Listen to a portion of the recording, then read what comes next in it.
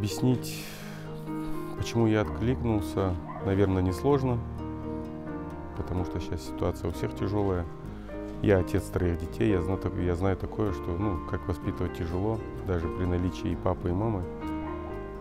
Детей самому тем более сложно. Сусана Ханым воспитывает детей сама, построила вот этот дом самостоятельно. Естественно, не откликнуться я не мог. Чуть больше месяца мы приезжаем каждое воскресенье, просыпаемся в 6 утра, чтобы к 8 быть здесь и начать работать. И работаем допоздна, пока не сядет солнце. Вот. Я приезжаю всегда с друзьями, близкими. Они в курсе, что мы помогаем.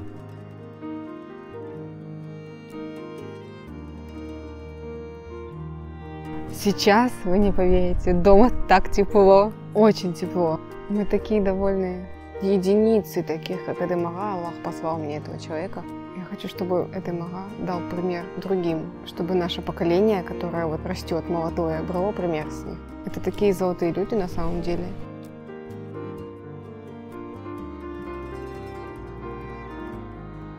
Делать добро, это просто, это приносит столько эмоций.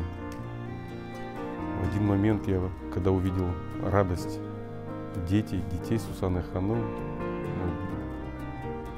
мне этой зарядки хватит надолго. Я советую вам, получайте эту зарядку, выключитесь с будней, вот этого как белка в колесе, иногда отвлекайтесь. Если каждый будет хотя бы 3-4 часа выделять свое драгоценное время для нашего народа, для тех людей, кто в этом нуждается, я думаю, что это будет правильно. И вы пройдя это, вы поймете, какое это удовольствие, когда ты можешь кому-то помочь.